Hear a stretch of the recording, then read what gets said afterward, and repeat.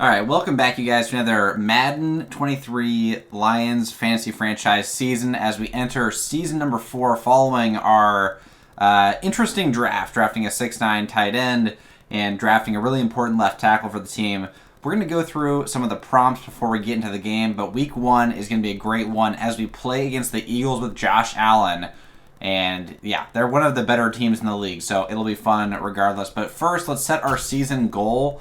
And after coming off the Super Bowl win, I'm going to say the goal is to repeat, for sure. We've got a lot of the talent left from last season. Got a lot of key re-signings. Of course, we did have to move on from some players as well, but I think we still have definitely the main components of a potential dynasty on this franchise. And so, opening day... And every team around the league. All right, so you'll be facing the Eagles. What's the key to victory? And we're gonna say stifling defense because I think we can shut down Josh Allen, and we're gonna try to stuff the run at least, force him to throw it downfield. I feel like we can stop this Eagles team, despite the fact that they have one of the best overalls in the game. We're similar, we're an 86 overall, but they're an 87. That's like a generational lineup right there with the Eagles. And actually, before we jump into the game, I did want to mention one more thing. We did have Brian Burns, who we drafted this season, late in the draft, get snatched up off of our practice squad by the Bengals. Of course, the Bengals are always stealing our players. I think I may have mentioned this in the last episode, but we're going to go ahead and now get into this game versus the Eagles and Josh Allen. All right, looking at the Eagles roster, Josh Allen, obviously the quarterback, James Robinson, the halfback, and Donovan Waller is the second-year halfback for them. Chris Godwin at wide receiver still, Duvernay, Hunter Renfrow, Gabe Schillinger, and then tight end, they have C.J. Uzoma and Okonkwo.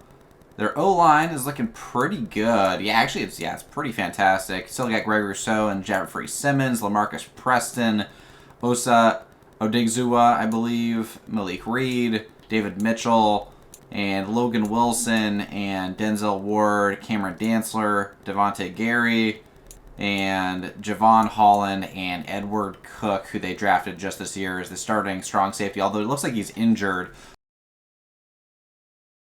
And the handoff to James Robinson goes nowhere on the first carry of the game, but they're already at the 42-yard line. Josh Allen dropping back, throwing up just like a Hail Mary, and Surtain gets a finger on it. And if you haven't noticed already, we are kind of quick cutting through the game because the audio got messed up, so I'm recording after the game. But it is whatever. This is a really interesting game nonetheless. Hebert, on his first carry, breaks the initial tackle, but gets gang tackled down for a gain of 0 yards. And, we start going out in this gun formation that we usually like to run this, I would say around the midfield area because it gives a lot of space. This vertical concept, it seems to always get open for that route that Cooper Kupp just ran, and he gets open on the play. Able to hold on to it despite the contact from, I think it was Javon Holland on the play. Dropping back into pass, Jake Zimmer throws the completion to Calvin Austin. Calvin Austin actually got a lot of targets in this game, which was kind of surprising. And then the absolute dart over the middle, beating the cover 4 Cooper Kupp on the post route, able to score the touchdown, give us a 7-0 lead. James Robinson here breaking several tackles, which made absolutely no sense. He is an 88 overall, if you did not already see that. I mean, I showed the overalls, but I can't believe he's an 88 overall. He's struggling to even, stay in the NFL, it feels like, as a backup running back. But a completion here gets them down to the 17-yard line. They're in the red zone at this point. Josh Allen's dropping back, and they got a lot of time to make this throw. There's a flag on the play on 3rd and inches, but it's actually going to be holding on the offense. A great play there made by Quentin Jeffries, our brand new middle linebacker. Here we have a motion, and we find Antoine Andrews open on the play. Andrews also got a lot of targets. I think Jameson was injured in this game. But some other things to talk about in this game. A nice carry here by Brian Jackson. Picks up the first down. Dontrell Parker is out for this game. He's going to be out for 4 more weeks after the first game of the season. And a nice cutback there by Calvin Austin. Because, Dontrell has missed a lot of time. Jake Zimmer on the keeper. Almost picks up the first down. And it's kind of a concern. He has a really low injury rating. It's starting to hurt his development. Kind of a Hail Mary there on 3rd and 2, trying to throw it into the end zone to Quentin Posey. Cannot hold on to it. Here, Chris Godwin on a slant route takes it all the way for the TD after we're not able to wrap up and make the initial tackle. Godwin makes us pay, outrunning Tariq Woolen, it felt like, which was really odd. But now it's 10-10. And there's a flag on 3rd and 8, but we're going to end up having to punt because it was a hold. And they come back with a football and make an insane throw. Josh Allen running to his right, throwing to his left to pick up the first down. And now they're on 3rd and 12 again here. Just absolutely mossing Surtain. Just a bad animation, honestly. Surtain was there all the way on Renfro.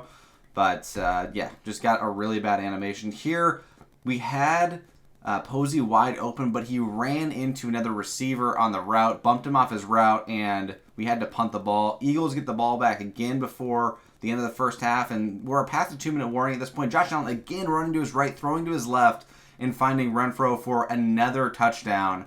They definitely have a connection there. Now 23-10 before the first half. On 3rd and 7, we once again can't do anything, and we have to get a 3-and-out. The Eagles score one more field goal before half. It is 26-10 at this point, and it's getting a little bit out of hand. Brian Jackson, though, on the first return to start the second half, does a good job getting us into good field position, but we are 3rd and 11 on our first set of downs, and unfortunately, face pressure. David Mitchell, the superstar X-Factor middle linebacker that we could have drafted but didn't, makes us pay, getting the interception, taking it down to the 8-yard line. Josh Allen on 1st and goal, though, fumbles the football, and we do recover on the play. So big defensive stop there. Keeps it a 16-point game. It's not out of reach yet. And we throw underneath. Able to make a tight throw there as Jake Zimmer under pressure. Throwing our classic orbit screen. Calvin Austin doing a pretty solid job. Again, getting continual targets. I don't think continual is a word. Continuous targets. Quentin Posey there on the catch and able to knock off the initial tackler. We're moving down the field, and we are able to score the touchdown to Quentin Posey, throwing it over the middle linebacker.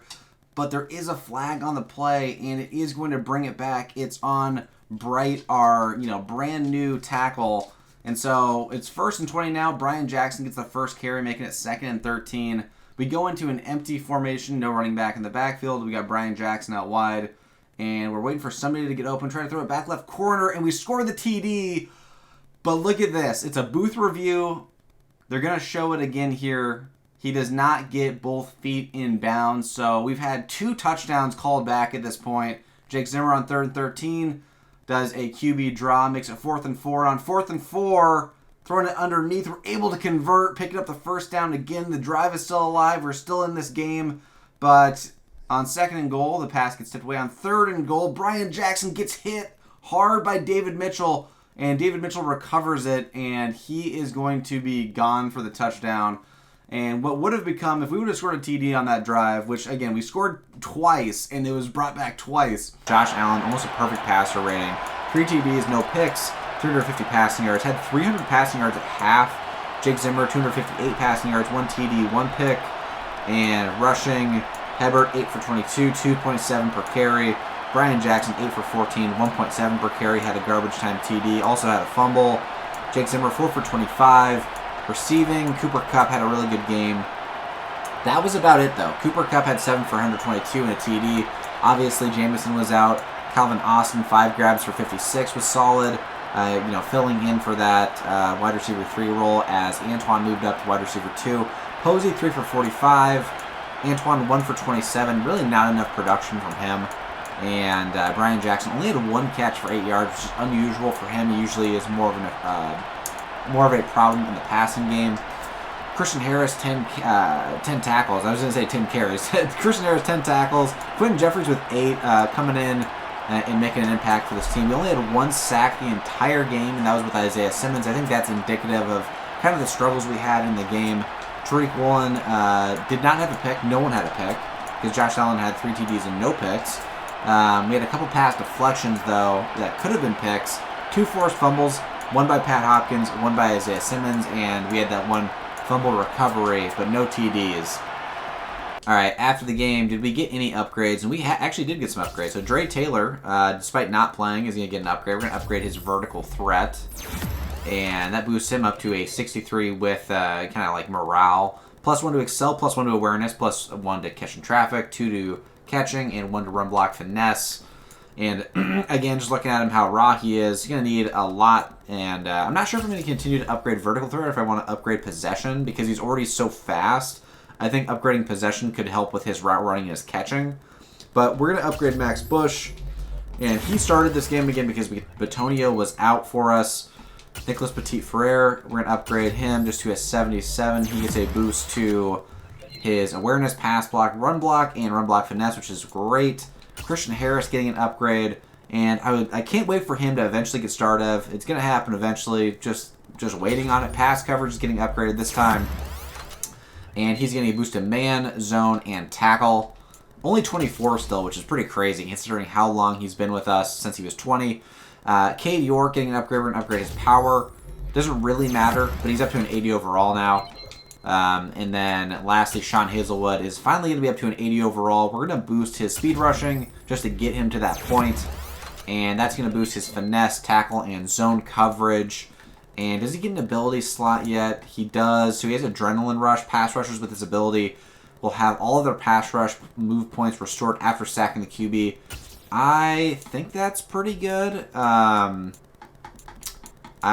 if you guys know of a better ability for pass rushers, let me know, please, and I will consider changing it. But yeah, we're gonna have to, I guess, answer to the press before we end this episode.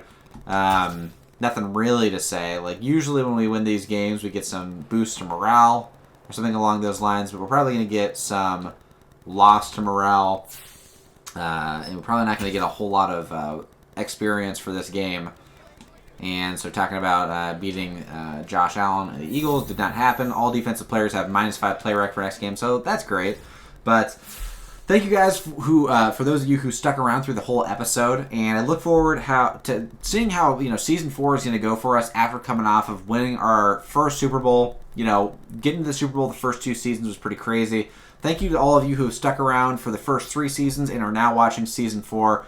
You guys are awesome. If you're new to the channel and you want to continue to watch the channel and these franchise videos, make sure to subscribe. We're going to have new content coming out pretty soon.